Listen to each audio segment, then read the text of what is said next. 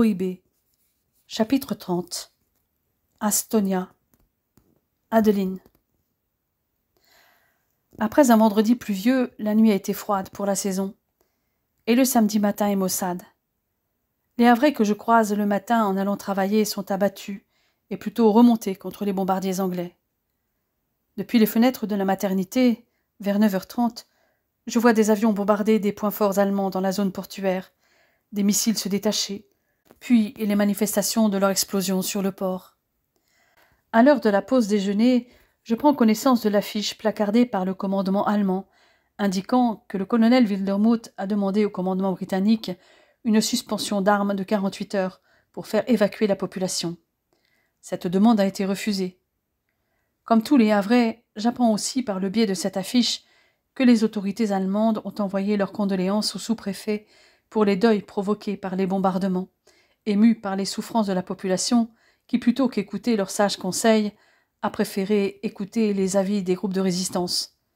Néanmoins, les autorités d'occupation mettent l'abri du Bois-Caudy à la disposition du public.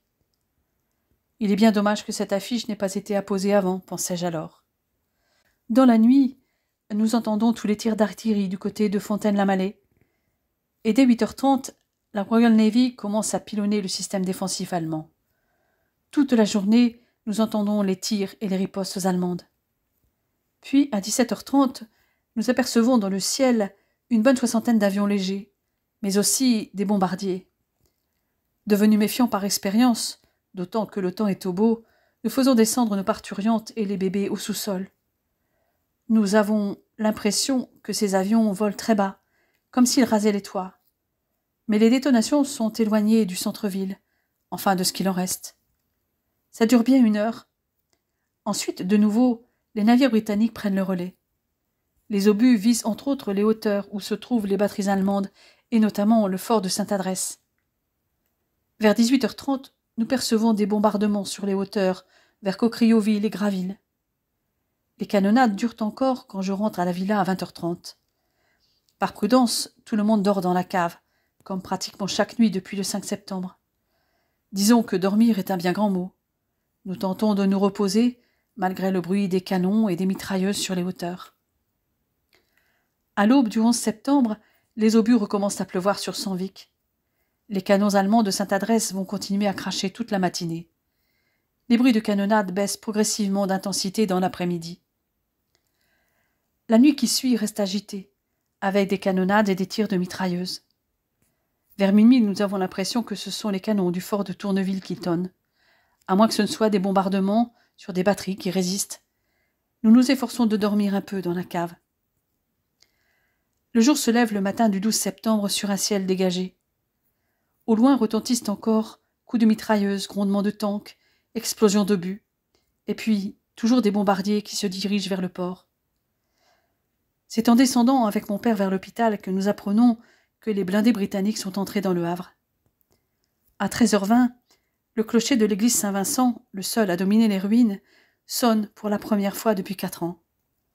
Le monument aux morts lui est resté intact au milieu des décombres. De la gare, on distingue la mer, et de la place Thiers, on voit les navires rentrer dans le port. Plus aucun immeuble n'obstrue la vue, puisque des milliers de bâtiments ont été entièrement rasés, et autant vont certainement être détruits car trop fragilisés.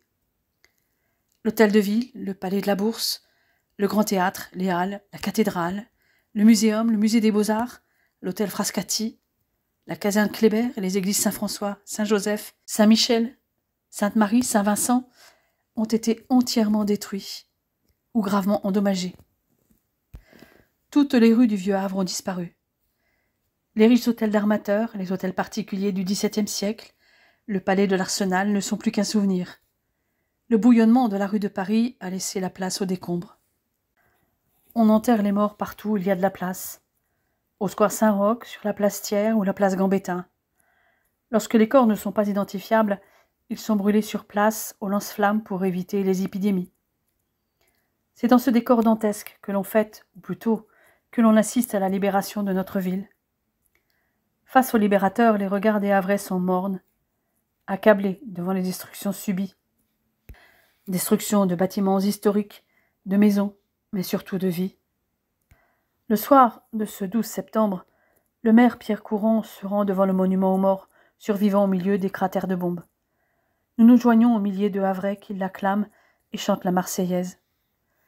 Les drapeaux tricolores ont été ressortis des placards, et sur la plupart d'entre eux est accolé un crêpe noir, symbole de deuil. Dans l'éditorial du numéro 1 du journal Le Havre Matin, la première phrase de Bernard Esdraskos sera « Nous vous attendions dans la joie, nous vous accueillons dans le deuil ».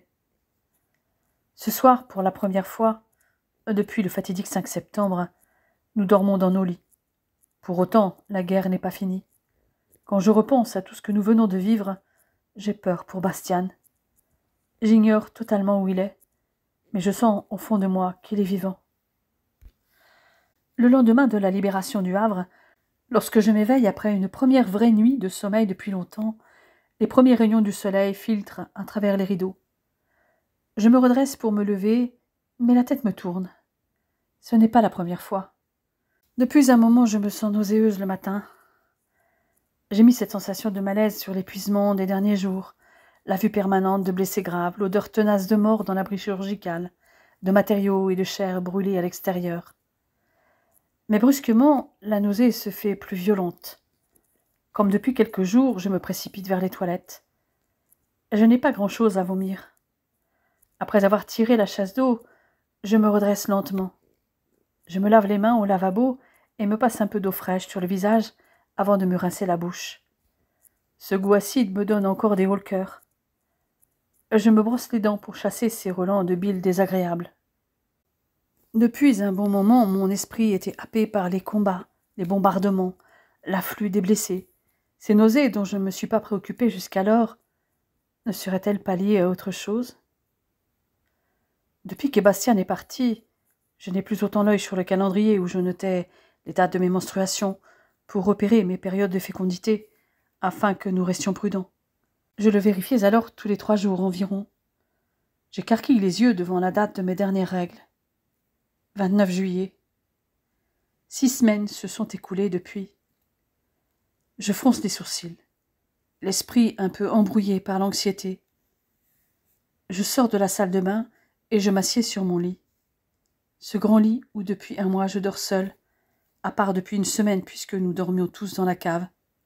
Mon regard se porte sur le cadre photo sur ma table de chevet.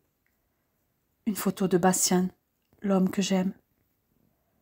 Mes mains se mettent à trembler et je déglutis avec difficulté. Je suis enceinte. Je porte l'enfant de Bastien. Mais il est loin. Et s'il ne revient pas, si... Je chasse ces idées morbides. Il me l'a promis, il reviendra. Ce bébé qui grandit en moi est une partie de Bastien. Nous avons été imprudents les derniers temps. Nous avions tellement envie l'un de l'autre, et ce désir s'était encore accru lorsque la date de son départ avait été fixée. Nous ne prenions plus aucune précaution, pris par une frénésie de sexe, avant d'être séparés pendant des mois, peut-être des années. Quoi qu'il arrive, l'homme de ma vie m'a laissé une partie de lui, notre enfant, mon bien le plus précieux à partir de maintenant. Car je ne me pose même pas la question du regard des autres sur moi. Une fille mère. Je m'en moque.